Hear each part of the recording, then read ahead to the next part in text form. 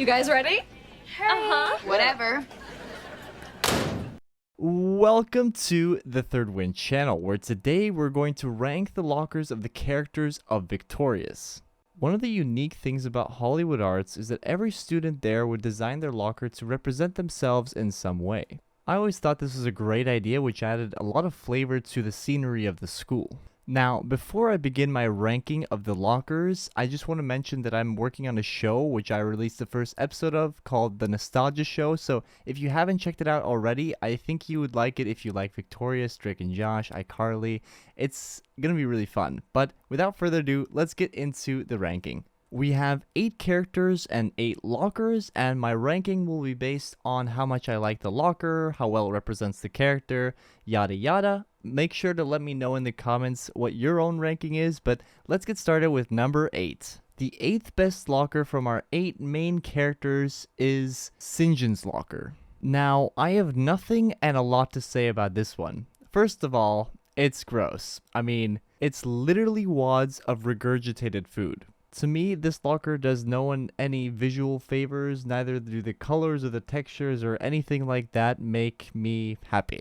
The only positive note that I will give this locker is that it does perfectly represent Sinjin and what he's about and the weird things he's into, so yeah, congrats Sinjin, the locker represents you well. At number 7, we have Trina's locker. Now, this is one that I don't remember seeing much on the show, but seeing pictures of it now, I just really don't like what's going on. So, for me personally, I don't really love spoons. Like, I always avoid eating with spoons if I can. Obviously, soup, cereal, but I just don't love spoons. So, that's one thing that's going on here that I don't like. And then, all the blue spheres, like, I just don't get it. How does this represent Trina? What's going on? What's the idea behind it? I don't like it visually. I don't think it represents Trina well, but it's definitely better than Sinjin's. At number 6, we have Kat's locker.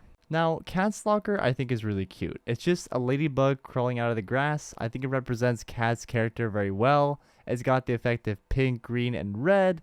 But like I said, it does represent Kat so well that it comes off as a little bit childlike and a little bit rushed to me and just a little bit lackluster overall, although it is cute. It is cute. I'll give it that. Now, from here on up, I think all the lockers are pretty decent. Like, I could picture myself having one of these lockers. At number 5, we have Robbie/Rex's locker. Obviously, very cool that they have the locker split into like a mini Rex locker, and then all the rest is Robbie's. I'll start with Rex's. I think it's, like I said, very cute that it's small there, down there, and I think it represents him perfectly with the chain and everything, so, easy, concise, represents him well, good. Now, where it gets interesting/disturbing is Robbie's side of the locker. Now, he's glued a bunch of bottle nipples from his childhood onto a red surface, and it's cool, but at the same time, it's weird, in the same way that Sinjin's is weird, right? And it still disturbs me a little bit. Like, aesthetically, it looks interesting and gives that, like, spiked vibe, if you know what I mean, but it's just too weird for my taste to be, up there. The red is really nice though, but lastly I'll mention that it doesn't really match Robbie's vibe for me, like, completely. I think the locker kind of half matches him well, so that's why it's a little lower on the list. At number 4, we have Jade's locker.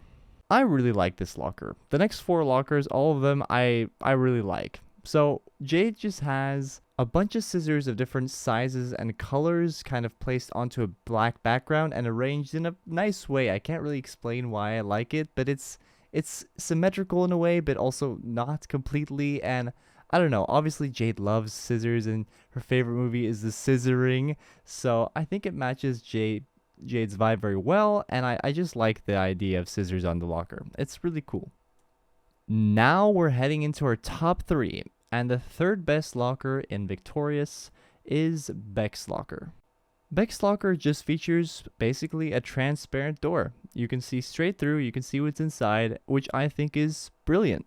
The whole idea is that Beck is very transparent as a person, so he has nothing to hide. So having the door be transparent, you can see his life, you can see what is inside it, what he's like. So it's kind of like a metaphor for what he's like, which I think is really elegant design. Now, how Beck presents the inside of the locker isn't as good looking, so I guess that makes it look a little less good than the top 2, so that's why it's here, but I think it's really, really cool.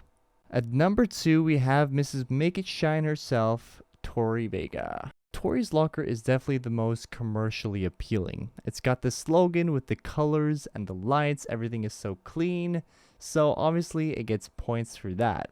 I also think that it represents Tori well, not only because of Make It Shine and the colors and the lights, but also because Tori is a little bit boring by nature, you know? It's very clean.